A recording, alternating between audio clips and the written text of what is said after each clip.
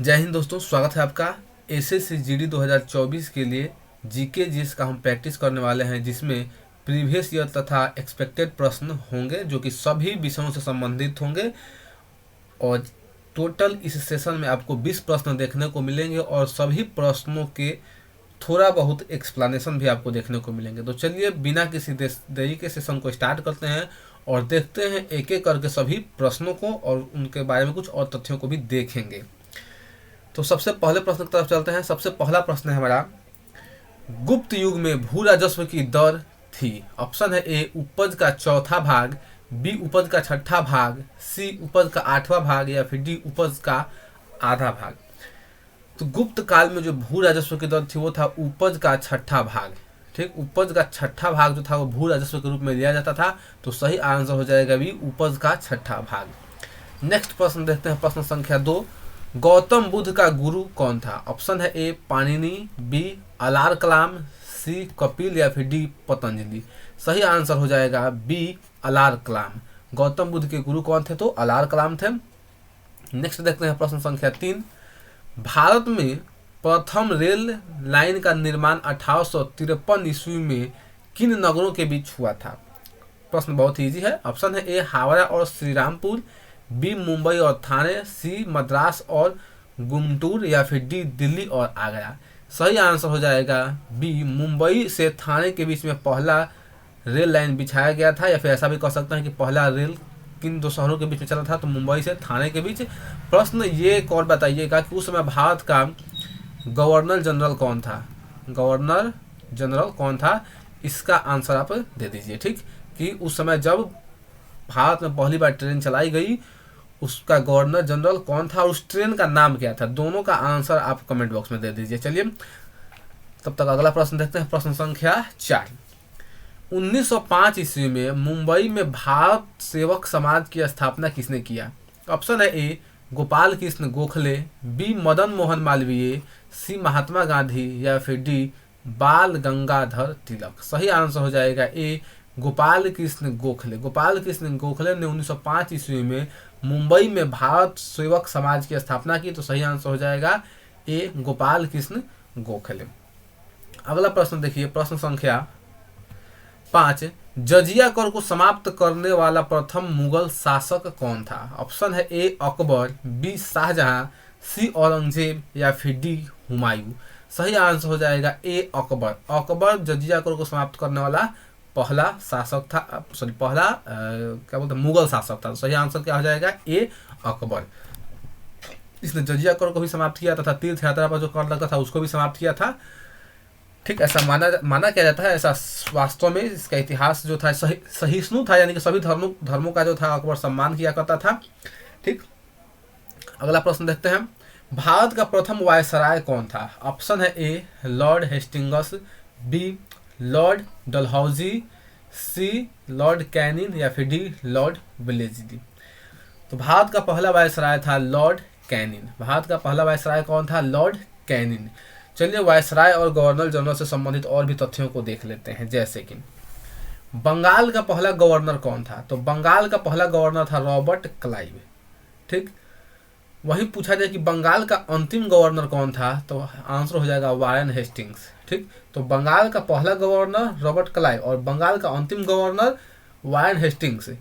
लेकिन फिर जब अंग्रेजों का विस्तार हुआ भारत में तो बंगाल के गवर्नर जनरल, सॉरी बंगाल का जो गवर्नर था उसको बंगाल का गवर्नर जनरल बना दिया गया।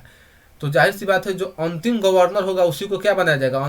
पहला गवर्नर जनरल। ठीक, तो भारत का अंतिम गवर्नर था वारेन हेस्टिंग्स और भारत का माफ कीजिएगा, बंगाल का अंतिम गवर्नर था वारेन हेस्टिंग्स और बंगाल का पहला गवर्नर जनरल बना वारेन हेस्टिंग्स। ठीक, अगला बंगाल का अंतिम गवर्नर जनरल तथा भारत का पहला गवर्नर जनरल। तो जो बंगाल का अंतिम गवर्नर जनरल होगा वह भारत का पहला गवर्नर जनरल होगा। आंसर होगा लॉर्ड विलियम बेंटिक। तो क्वेश्चन पूछा जाए कि बंगाल का अंतिम गवर्नर जनरल कौन था? तो लॉर्ड विलियम बेंटिक। भारत का पहला गवर्नर जनरल कौन था? तो लॉर्ड विलियम बेंटिक। यानी कि एक जो होगा अंतिम होगा और दूसरा का प्रथम होगा। ठीक उसी प्रकार भारत का अंतिम गवर्नर जनरल और भारत का पहला वायसराय दोनों ही कौन होगा? Lord Canning. ठीक, अगला है भारत का अंतिम वायसराय। तो भारत का अंतिम वायसराय था लॉर्ड माउंटबेटन और स्वतंत्र भारत का पहला गवर्नर जनरल था लॉर्ड माउंटबेटन। ठीक, क्योंकि जब देश आज़ाद हुआ तो वायसराय का पद समाप्त हो गया और गवर्नर जनरल का पद लाया गया, और गवर्नर जनरल पद पर कौन रहा तो लॉर्ड माउंटबेटन। लेकिन अगर क्वेश्चन पूछा जाए स्वतंत्र भारत का एकमात्र भारतीय गवर्नर जनरल तो सी राजगोपालाचारी थे। एक बार सबको रिवाइज कर लेते हैं। बंगाल का पहला गवर्नर तो रॉबर्ट क्लाइव, बंगाल का अंतिम तथा बंगाल का पहला बंगाल का अंतिम गवर्नर जनरल तथा बंगाल का पहला governor general Warren Hastings, Bharat का अंतिम गवर्नर जनरल तथा भारत का पहला governor general Lord William Bentinck, Bharat का अंतिम गवर्नर जनरल तथा भारत का पहला वायसराय लॉर्ड कैनिंग, भारत का अंतिम वायसराय लॉर्ड माउंटबेटन और स्वतंत्र भारत का पहला गवर्नर जनरल लॉर्ड माउंटबेटन, स्वतंत्र भारत का एकमात्र भारतीय गवर्नर जनरल सी राजगोपालाचारी। ठीक, उम्मीद है समझ में आ गया होगा। अगला प्रश्न देखते हैं, मन करे तो इसका स्क्रीनशॉट भी आप ले सकते हैं। नेक्स्ट, कर्क रेखा भारत के कितने राज्यों से होकर गुजरती है? ऑप्शन है ए 9, बी 6, सी 7 या फिर डी 8। सही आंसर हो जाएगा डी 8। कर्क रेखा जो है भारत के 8 राज्यों से होकर गुजरती है। देख लेते हैं वे कौन कौन से राज्य हैं। ठीक, तो सबसे पहला है गुजरात। ठीक, गुजरात के बाद थोड़ा सा यहाँ पे राजस्थान को टच करता है, तो गुजरात, राजस्थान, फिर मध्य प्रदेश, उसके बाद फिर छत्तीसगढ़, फिर ये झारखंड, फिर वेस्ट बंगाल, फिर इधर तो बांग्लादेश है, तो बांग्लादेश को हमें थोड़ी मतलब है, तो भारत से मतलब है। फिर यहाँ पे त्रिपुरा और अंत में मिजोरम। ठीक, तो देखिए इस तरह के प्रश्न को तो बचपन में मैं भी याद किया था, और ज़्यादातर लोग ऐसे याद करते हैं कि मित्र पर गमछा झाड़ देते हैं। ठीक, यानी कि मित्र पर गमछा झाड़ के ट्रिक है, उस ट्रिक से याद कर लेते हैं। अच्छी बात है, जब याद ना हो तो वो भी ठीक है। लेकिन आजकल जो है परीक्षाओं में सवाल का स्टैंडर्ड उठा दे रहा है, वो कैसे उठा दे रहा है आगे आपको समझ में आ जाएगा। ठीक है, बस इतना जान लीजिए कि कोशिश कीजिएगा कि सीक्वेंस में याद, मैप से याद करने की। जो ये भारत के ये 8 राज्य हैं जिनसे कर्क रेखा गुजरता है, कोशिश कीजिएगा इसको मैप दिमाग में रखने के लिए, मैप, नहीं तो फंसा देगा आपको। ठीक, कैसे फंसाएगा आगे फंसने वाले हैं आप खुद। चलिए देखिए अगला प्रश्न देखिए। ठीक, तो इन 8 राज्यों को याद रखिएगा। ठीक, गुजरात, राजस्थान, मध्य प्रदेश, छत्तीसगढ़, झारखंड, वेस्ट बंगाल, त्रिपुरा और मिजोरम। उल्टा कहे तो उल्टा भी याद रखिएगा, मिजोरम, त्रिपुरा, वेस्ट बंगाल, झारखंड, छत्तीसगढ़, मध्य प्रदेश, राजस्थान और गुजरात। ठीक, चलिए अगला प्रश्न देखते हैं। कलकत्ता में उच्च न्यायालय की स्थापना कब की गई? ऑप्शन है ए 1754 ईस्वी में, बी 1764 ईस्वी में, सी 1774 ईस्वी में या फिर डी 1784 ईस्वी में। सही आंसर हो जाएगा सी 1774 ईस्वी में कलकत्ता में उच्च न्यायालय की स्थापना की गई। 1773 का जो रेगुलेटिंग एक्ट आया था उसी के तहत स्थापना की गई थी, 1 साल बाद स्थापना हुआ था। ठीक, नेक्स्ट प्रश्न देखते हैं, प्रश्न संख्या 9। विश्व पृथ्वी दिवस कब मनाया जाता है? ऑप्शन है ए 19 अप्रैल, बी 20 अप्रैल, सी 21 अप्रैल या फिर डी 22 अप्रैल। सही आंसर हो जाएगा डी 22 अप्रैल को विश्व पृथ्वी दिवस के रूप में मनाया जाता है। सही आंसर हो जाएगा डी। नेक्स्ट प्रश्न संख्या 10। भारत का सबसे पश्चिम राज्य जो कर्क रेखा पर है। जैसा कि मैंने कहा कि अगर आप मित्र पर गमछा झाड़िएगा तो गमछा खुल सकता है। ठीक, तो मित्र पर गमछा नहीं झाड़िए, मैप से याद कीजिए। ठीक, तो क्वेश्चन पूछ रहा है कि भारत का सबसे पश्चिम राज्य जो कर्क रेखा पे है, तो मैप पे आपको पता होगा, मैप पे ऊपर वाला जो ये दिशा होता है ये होता है नॉर्थ, नीचे वाला होता है साउथ, ये वाला होता है ईस्ट और ये वाला होता है वेस्ट। ठीक, तो पूछ रहा है कहाँ पश्चिम, तो पश्चिम यानी कि इधर कौन सा राज्य पड़ रहा है? गुजरात। ठीक, तो सबसे पश्चिम में गुजरात राज्य हो जाएगा, सबसे पूरब में पूछ दे तो मणिपुर हो जाएगा। ठीक, तो क्वेश्चन पूछा है पश्चिम में, तो इसलिए आंसर क्या हो जाएगा? गुजरात, यानी कि डी इसका सही आंसर हो जाएगा। नेक्स्ट देखते हैं प्रश्न संख्या 11। भारतीय राष्ट्रीय कांग्रेस की स्थापना कब हुई? ऑप्शन है ए 1885 ईस्वी, बी 1895, सी 1865 या फिर डी 1890। सही आंसर हो जाएगा ए 1885 ईस्वी में भारतीय राष्ट्रीय कांग्रेस की स्थापना की गई थी। इसके पहले अध्यक्ष कौन थे? बात की जाए इसके फर्स्ट अध्यक्ष, तो इसके पहले अध्यक्ष थे WC बनर्जी। बात की जाए इसकी स्थापना किसने किया था? संस्थापक इसके कौन थे? तो आंसर हो जाएगा AO ह्यूम इसके क्या थे? संस्थापक थे। और एक और बात क्या था, अध्यक्ष हो गया, संस्थापक हो गया, और कुछ दिमाग में था, हाँ, उस समय भारत का वायसराय कौन था? उस समय भारत का वायसराय कौन था? तो उस समय भारत का वायसराय लॉर्ड डफरिन था, लॉर्ड डफरिन।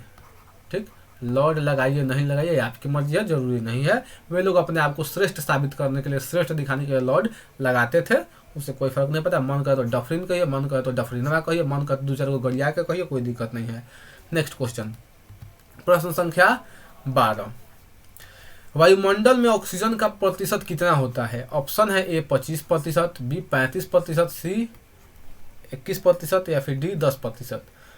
सही आंसर हो जाएगा सी 21%। वायुमंडल में ऑक्सीजन का प्रतिशत 21% है, यानी कि टोटल बात की जाए मुख्य रूप से हमारे वायुमंडल में 3 गैसें हैं, कौन कौन? तो नाइट्रोजन, दूसरा ऑक्सीजन और तीसरा कार्बन डाइऑक्साइड। नाइट्रोजन की प्रतिशतता है 78%।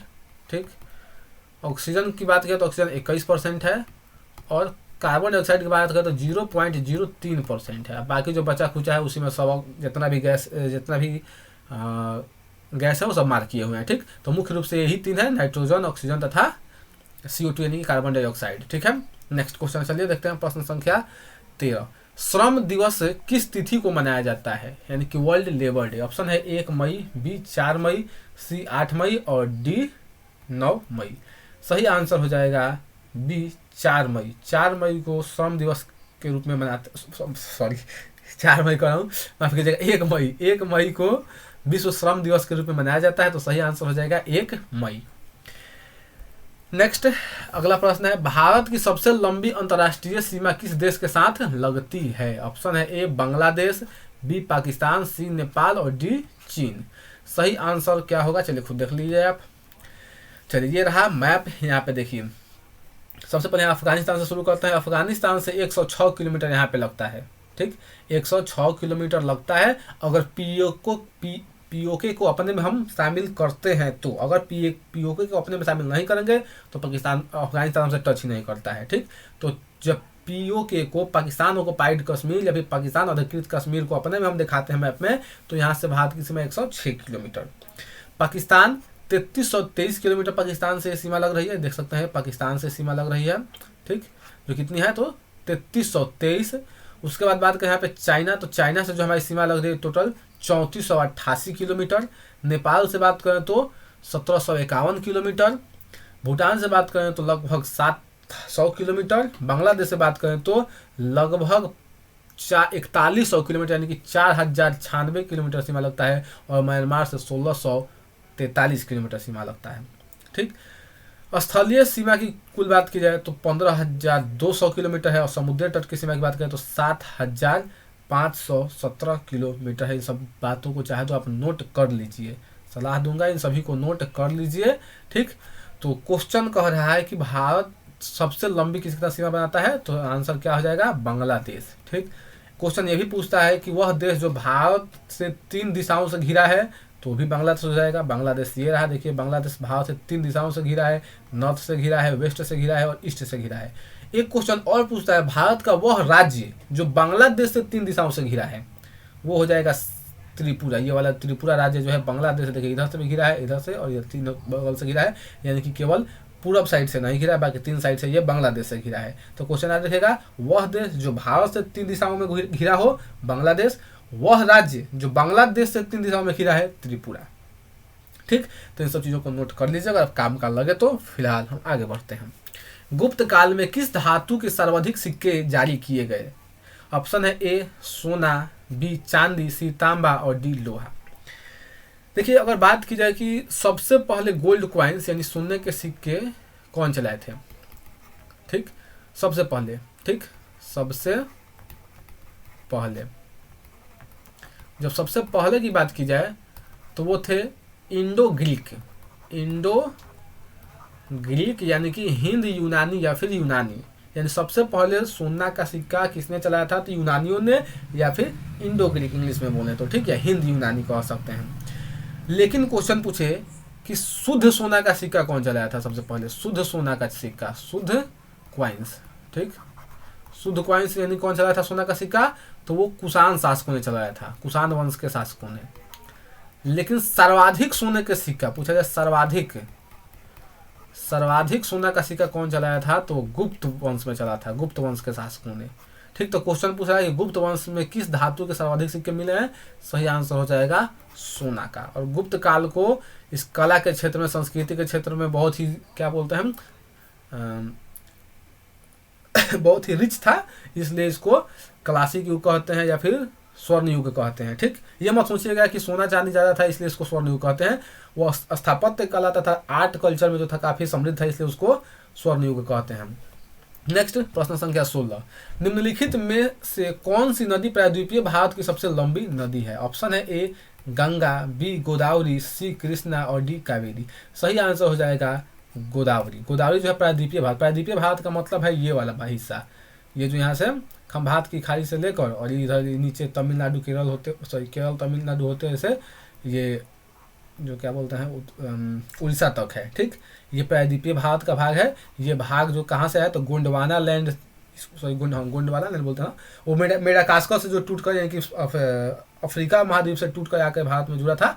ठीक, तो ये प्रायद्वीपीय भारत है। प्रायद्वीपीय इसलिए कहते हैं क्योंकि 3 बगल से पानी से घिरा हुआ है, इधर से और इधर से, इसलिए इसको प्रायद्वीपीय भारत कहते हैं। ठीक है, तो सही आंसर हो जाएगा कृष्णा, सॉरी गोदावरी नदी। लेकिन अगर ओवरऑल पूछे तो भारत की सबसे लंबी नदी गंगा नदी हो जाएगी। ठीक है, नेक्स्ट प्रश्न संख्या 17, भारत में वर्तमान में कुल कितने उच्च न्यायालय हैं? ऑप्शन है ए 23, बी 24, सी 25 या फिर डी 26।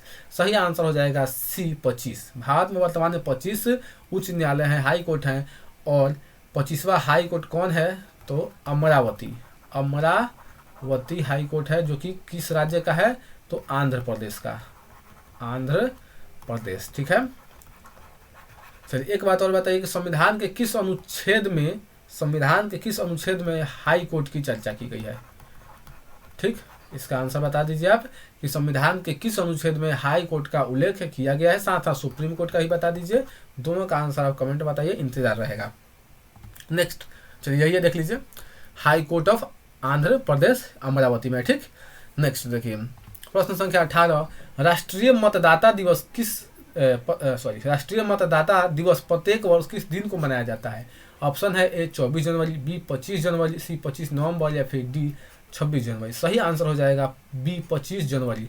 25 जनवरी को हर साल शायद क्वेश्चन में अंतर्राष्ट्रीय बोल दिया था, राष्ट्रीय। ठीक है, याद रखिएगा, राष्ट्रीय मतदाता दिवस 25 जनवरी को मनाया जाता है।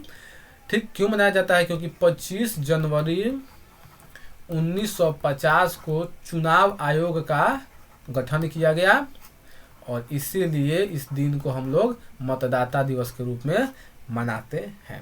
ठीक है, अगला प्रश्न देखिए, प्रश्न संख्या 19, केंद्रीय मंत्रिमंडल ने भारत ब्रॉडबैंड नेटवर्क लिमिटेड यानी कि BBNL को किसके साथ विलय की मंजूरी दी है? ऑप्शन है ए BSNL, बी जियो, सी एयरटेल या फिर डी वोडाफोन। सही आंसर हो जाएगा ए BSNL। BBNL का यानी कि BSNL में क्या हो गया? विलय हो गया।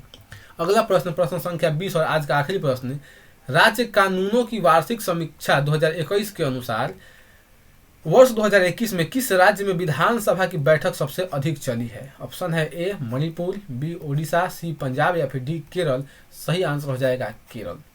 तो दोस्तों ये रहा ओवरऑल आज का सेशन। बहुत बहुत आपका धन्यवाद कि आप इतने धैर्य के साथ, पेशेंस के साथ एक वीडियो में बने रहें, तो इसमें आपको धन्यवाद देना बनता है। चलिए तो यहीं पे हम वीडियो को समाप्त करेंगे। ये जो है मेरा इंस्टाग्राम का ID है, आप चाहें तो फॉलो कर सकते हैं, ना मन करे मत कीजिएगा, बार बार यही बोलता हूँ, मतलब कि क्योंकि यहाँ पे पढ़ाई से संबंधित कोई बात नहीं था, पर्सनल लाइफ है, तो आपकी मर्जी। तो यहीं पे सेशन को आप समाप्त करेंगे। बहुत बहुत धन्यवाद एक बार फिर से, ऐसे ही बने रहिए।